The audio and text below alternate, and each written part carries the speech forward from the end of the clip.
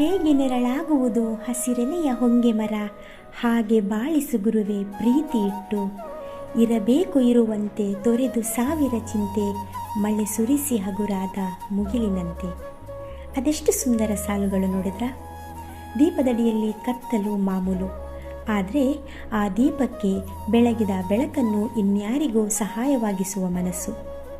ಅಂತಹ ಸುಗುಣವಂತರು ಅತಿ ವಿರಳವಾದರೂ ಅವರ ಇರುವಿಕೆಯಿಂದಲೇ ಜಗದೆಲ್ಲೆಡೆ ಭಾವನೆಗಳು ಮೌಲ್ಯ ಕಳೆದುಕೊಳ್ಳದೆ ಉಳಿದುಕೊಂಡಿರುವಂಥದ್ದು.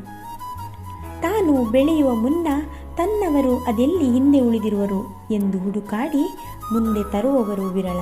ಆದರೆ ಅವರ ನೆರಳೊಮ್ಮೆ ಅರಸಿ ಬಂದವನಿಗೆ ಸಿಕ್ಕಿತೆಂದಾದರೆ ಅವನ ಜೀವನವೆಲ್ಲ ಸುಖಿಯವನು. ನಮಸ್ಕಾರ. ಅದ್ಭುತಗಳಲ್ಲಿನ ಅದ್ಭುತಗಳೇ, ನಾನು ನಿಮ್ಮ ಜೀವ. ಇದು ಟೀಮ್ ಜೇನುಗೂಡು. ಪ್ರೀತಿಗೆ ವ್ಯಾಖ್ಯಾನ ಇಲ್ಲಿದೆ ನೋಡು. ಅದಾಗಲೇ ಹೇಳಿದ ಬೆಳಕು ಬೆಳಗಿ ತನ್ನಡಿಯ ಕತ್ತಲನ್ನು ಮನಕ್ಕೆ ತೆಗೆದುಕೊಳ್ಳದ ದೀಪಗಳ ಪರಿಚಯವಿದು ಜೇನ ಹನಿ. ಇದು ಭಾವಬಿಂಬಗಳ ಪರಿಚಯ ಸರಣಿ. ಇಂದಿನ ಈ ಸಂಚಿಕೆಯಲ್ಲಿ ಪಾತ್ರ ಪರಿಚಯವಾದವರು ವಿಶೇಷತೆಯಲ್ಲಿ ವಿಚಾರವಾಗಿ ವಿವೇಕದಲ್ಲಿನ ವೈಶಿಷ್ಟ್ಯವನ್ನು ತೋರಿ ತನ್ನವರಿಗಾಗಿ ತುಡಿದು ಮಿಡಿಯುವ ಸೂಕ್ಷ್ಮ ಸಂವೇದಿ ಜೇನುಗೂಡಿನ ಚೈತನ್ಯ ಚೇತನ್ ವರ್ಕಾಡಿ. ಮೇ ತಿಂಗಳ 30ನೇ ತಾರೀಕಿನಂದು ವರ್ಕಾಡಿಯಲ್ಲಿ ಅವಿಭಕ್ತ ಕುಟುಂಬದಲ್ಲಿ ಜನಿಸಿದ ನಮ್ಮ ನೆಚ್ಚಿನ ಹುಡುಗ ಕಷ್ಟಗಳ ಸರಮಾಲೆಗಳನ್ನೇ ಹುಟ್ಟಿನೊಂದಿಗೆ ಬೆನ್ನ ಮೇರೆಸಿಕೊಂಡೇ ಬರ್ತಾರೆ. ಬಾಲ್ಯ ಇನ್ನೇನು ಅನುಭವಿತವಾಗುವುದು ಎನ್ನುವಾಗಲೇ ಬಾಳಿನ ಕಟು ಸತ್ಯಗಳೆಲ್ಲ ಒಂದೊಂದಾಗಿ ಅರಗಿಸಿಕೊಳ್ಳಲೇಬೇಕಾದ ಪರಿಸ್ಥಿತಿ ಅವರದಾಗ್ತದೆ.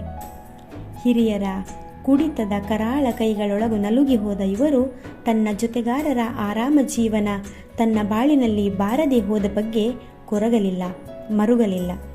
ಆದರೆ ತನ್ನ ಅಮ್ಮನಿಗೆ ಇದ್ದ ಕಷ್ಟಗಳನ್ನು ನೋಡಿ ಆ ಹೃದಯ ಮೌನದಲ್ಲಿ ನರಳಿತು. ಆಕೆಗಾಗಿ ಏನಾದರೂ ಸಹಾಯ ಮಾಡಲೇಬೇಕೆನ್ನುವ ಮನಸ್ಸು ಆಕೆಯೊಂದಿಗೆ ತಾನೂ ಕುಳಿತು ಬೀಡಿ ಕಟ್ಟುತ್ತಾ ಬದುಕಿನ ಕಷ್ಟಗಳನ್ನೆಲ್ಲ ಅದಕ್ಕೆ ಸುತ್ತುವ ದಾರವಾಗಿಸಿದರು. ಹೈಸ್ಕೂಲ್ ಜೀವನವು ತನ್ನ ಬಡತನದ ಮೇಲಿನ ಗೆಳೆಯರ ವ್ಯಂಗ್ಯ ಕೇಳುತ್ತಲೇ ಕಳೆದಾಗ ಕಲಿಯಬೇಕೆನ್ನುವ ಹಂಬಲದ ಮಧ್ಯೆ ಅದೆಲ್ಲವನ್ನೂ ಕರಗಿಸಲಿಕ್ಕೆ ಪ್ರಯತ್ನಿಸ್ತಾರೆ ನಮ್ಮ ಈ ಮುಗ್ಧ ಹುಡುಗ. ಆದರೆ ಇತ್ತ ಮನೆ ಪರಿಸ್ಥಿತಿ ಇನ್ನಷ್ಟು ವಿಷಮಕ್ಕೆ ಹೋದಾಗ ಪುಸ್ತಕಗಳ ಗೋಪುರಗಳನ್ನೇ ತಲೆಯಲ್ಲಿ ಹೊತ್ತುಕೊಂಡವರ ಮನಸ್ಸಿಗೆ ಕಾದ ಕಬ್ಬಿಣದ ಬರೆಯಾಗುವುದು ಮುಂದೆ ಕಲಿಯಲು ಆಗದು ಎಂಬ ವಿಚಾರ.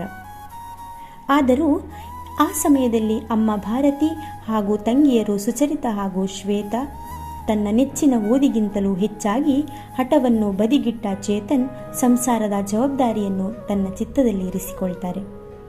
ಅಲ್ಲಿಂದ ಮುಂದೆ ಸಾಕಷ್ಟು ಎಡರು ತೊಡರುಗಳಲ್ಲಿ ಬೆಂದು ಬಸವಳಿದ ಹುಡುಗ ಕೊನೆಗೂ ತನ್ನ ಕನಸಿನ ಮನೆಯನ್ನು ತನ್ನ ಆಪ್ತ ಇಷ್ಟರಿಗೆ ಬಂದು ಕೂರುವ ಅಪ್ಪೆ ಇಲ್ಲು ಆಗಿಸಿ ಮುದ್ದಿನ ತಂಗಿಯರ ಕನ್ಯಾಸಿರಿಯನ್ನು ಬಿಡಿಸಿ ಜೀವನದ ಒಂದು ಹಂತದ ಪರೀಕ್ಷೆಯಲ್ಲಿ ಉತ್ತಮೋತ್ತಮ ಅಂಕಗಳನ್ನು ಪಡೆದು ತೇರ್ಗಡೆಯಾಗ್ತಾರೆ. ಇದೆಲ್ಲವನ್ನು ತೆರೆಸರಿಸಿ ಮರೆಯಾಗಿಸಿದರೆ ಚೇತನ್ನಂತಹ ಒಬ್ಬ ಭಾವಜೀವಿ ತನ್ನ ಕಲ್ಪನೆಯಲ್ಲೇ ತುಳು ಪದಪುಂಜಗಳ ಸಿಂಗರಿಸಿ ನಾಟಕ, ಕಾದಂಬರಿ, ಕತೆ, ಕವಿತೆ ಹೀಗೆ ಎಲ್ಲವನ್ನೂ ಮೆರೆಸುತ್ತಾ ತುಳುನಾಡಿನ ಸಹೋದರ ಭಾಷೆಯಾದ ಕನ್ನಡವನ್ನೂ ಕೂಡ ಪೂಜಿಸ್ತಾರೆ. ಆ ಭಾಷೆಯಲ್ಲೂ ಒಂದಷ್ಟು ಸಾಹಿತ್ಯವನ್ನು ರಚಿಸ್ತಾರೆ. ಸಾಮಾನ್ಯರಲ್ಲಿ ಸಾಮಾನ್ಯರಂತಿರುವ ಚೇತನ್ ಜನಪದ ಲೋಕದ ಅದ್ಭುತ ಪದಗಳಿಗೆ ಒಡೆಯ.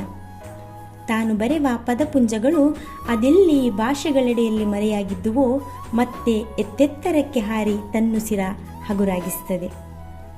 ಅನೇಕಾನೇಕ ಪ್ರಶಸ್ತಿ ಪುರಸ್ಕಾರ ಪಡೆದು ಚೇತನ್ ಎಂಬ ಹೆಸರು ಹೇಳಿದಂತೆ ವರ್ಕಾಡಿಯವರ ಎಂದು ಕೇಳುವಷ್ಟರ ಮಟ್ಟಿಗಿನ ಕೀರ್ತಿ ಇವರದ್ದು. ಆದರೂ ತನಗೇನೂ ತಿಳಿಯದು ಎನ್ನುವ ಮುಗ್ಧತನ ಅವರ ತನು ಮನವನ್ನು ಬಿಟ್ಟು ಹೋಗುವುದೇ ಇಲ್ಲ. ಭಾವನೆಗಳ ತೊಳಲಾಟದಲ್ಲಿ ಮುಳುಗಿ ಹೋಗುವೆನು ಎಂಬ ಹಂತದಲ್ಲೂ ಕೂಡ ಬರವಣಿಗೆಗಾಗಿ, ಸಾಹಿತ್ಯಕ್ಕಾಗಿ ತನ್ನ ಸೇವೆ ನಿರಂತರವಾಗಿಸಿ ಅದರಲ್ಲೇ ತನ್ನನ್ನು ಮರೆತವರು.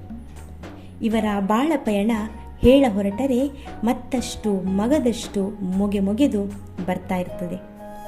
ಸಾಹಿತ್ಯದ ನಿಜಾರಾಧಕರೇ ಟೀಮ್ ಜೇನುಗೂಡಿನ ರೂವಾರಿಯಾದ ಚೇತನ್ ವರ್ಕಾಡಿಯವರ ಪಯಣದ ಹೆಜ್ಜೆಗಳು ನೂರಾರು.